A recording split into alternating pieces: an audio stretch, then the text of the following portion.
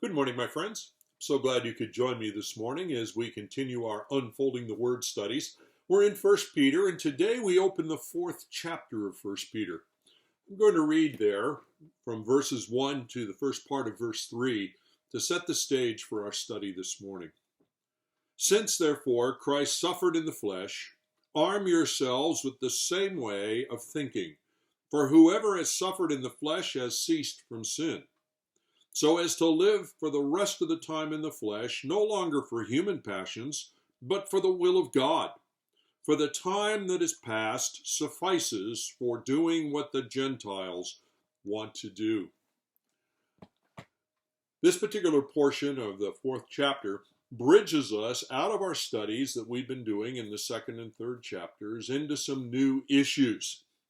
You remember our focus has been on our witness in the midst of this world, living as lights in the darkness. We saw how that began by discussing the countercultural lifestyle characteristics, how the alien or exile redeemed by God is intended by God to live in the midst of the world cultures in which he has scattered us. We finished in the third chapter by talking about how we combine the lifestyle we've been living and the light that it provides with a clear message of the gospel, that we are able to share about the hope that is in us to all who ask, and sometimes to share with those who aren't even asking. And then we talked about the details of that hope and the essence of the gospel message. Now today, as we enter into the fourth chapter, and this is a good place for a chapter division in the scriptures, we see some discussion of implications of all of this. Always underline as you're reading through the scriptures the word therefore, because it always connects you to what's come before and now is setting the stage in terms of some implications. And that's the case here. What are some of the implications? In light of our discussion of the countercultural lifestyle, in light of our discussion of the content and nature of the true gospel, what does that have to say about how we go about living our lives? Not just in terms of behaviors, although certainly that affects it, but in terms of our time, our energy, our gifts. How do we live? What will drive us? What will be the motivation of our lives? Now, this is a very critical question in the scriptures. And the choices, revolve down to just two. At least as this passage unfolds it, and I think accurately in general in life. We have this choice. We can make a choice to live our lives now in this world for our own will, or we can decide to choose our lives in this world for the will of God. Our own will or the will of God? Fundamental orientation differences.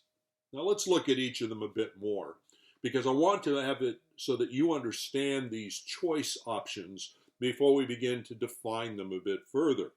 First of all, we can make a choice in this life as redeemed children of God to actually live out our lives for our own purposes, for our own will, to live in such a way that we act and prioritize according to what we selfishly want.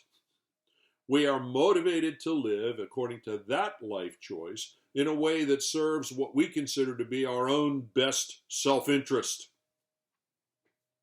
And this attitude of life, as I underscore here, is possible for the believer because that's who's being addressed here. It's not just the unbeliever who can live basically for their own will. But God is saying to us that even as redeemed children of God, the beneficiaries of the wonder of the gospel that we've been sharing about, we can also continue to make a choice that does not honor him but honors ourselves. It can persist through our redeemed period to continue to live for our own will. And by the way, let me expand that a little bit further. The Christian, the redeemed child of God, who says, well, I'm going to give God part of my life, I'm going to give him a piece of my life, but I will make choices about what I give him. I will make choices about how much I let him be influencing other aspects of my life. Such an approach still means you are living for your own will.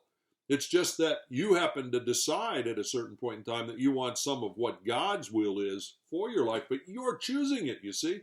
You're not choosing to live for his will. You're choosing to live for your will, part of which includes doing something that perhaps leaves room for God in your life. We are still essentially in control of our own lives when we feel like we can pick and choose what parts of our life we give over to God. That's not the way it works with God. He either is Lord or he's not. It's a pretty simple thing. Is he the one for whom we live? Is his purpose and direction in our life the guiding principle? Or are we still controlling things, perhaps leaving a little room for the spiritual and the true and for God's purposes, but really we're choosing when to and when not to and how to? What's true of your life? And God says, you can choose, even as a believer, to live for your own will. But there will be consequences of that, of course, and we'll get to that. Now, what's that second choice? The second choice is we can choose instead to live for the will of God. As he puts it here, verse 2, live the rest of your time in the flesh, no longer for human passions, but for the will of God. For the time past suffices for doing what the Gentiles do. We can choose to live for the will of God, living ultimately our choices in life day by day, week by week, month by month, year by year, are being lived, surrendered to the purposes of God, surrendered to his control. He is in the driver's seat. He is on the throne of our lives. We are motivated to serve him and fulfill his will for our lives. Oh, we don't do that perfectly, but that's our orientation. That's our intention. And when we stumble from it, we confess it and get back on the train and let him be the driver, the guider.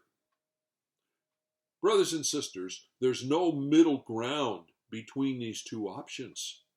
It may seem like it, but it's only a deception of the enemy. Either Jesus is Lord or he's not Lord in our life as a redeemed believer. The challenge that we see emerging here in these opening verses is this. You've only got one life in this world.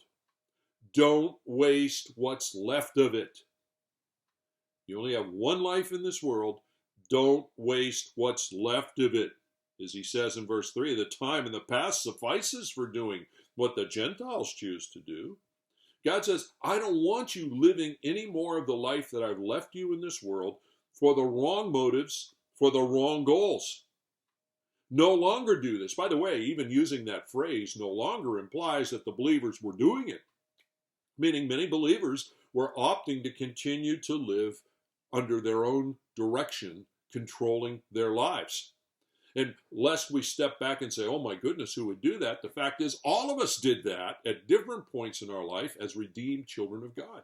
And God is kind of holding us by the shoulders and shaking us a bit. And he's saying, don't do this any longer. You've done enough of this. I want you to change. I want you to live in a different way. And he sets it up in this way. He says, understand. If you continue as a redeemed child of God to live for your own desires, to live under your own mastery, being the Lord of your own life, even if you're giving me some of your life, if you continue to be the master of your life, you will waste your life in this world. That's why he says, don't squander any more of what you've got. What you had, you've spent in that way. Don't live any longer that way. Don't waste any more of your life. You've only got a limited time in this world. We can't afford to waste it. The redeemed are called to choose to live for the will of God. The redeemed are called to choose to let him be the Lord of our life. You see, that's the way it put it in Romans 12:1, to present our bodies as a living sacrifice, letting him be the Lord. We step off the throne, we put him on the throne. And then he finishes that challenge in Romans 12:1 in the second verse by saying, don't be conformed to the world, which doesn't make Jesus Lord. Instead, be transformed in the renewing of your minds. The redeemed are called upon to live their lives for the will of God. Live to fulfill God's purpose and plan in our life. Live surrendered to the control. Paul in Acts chapter 20, in his last encounter with the Ephesian elders, said to them, listen, I don't consider my life worth anything except that I may fulfill the purpose of God. Is that how you see your life?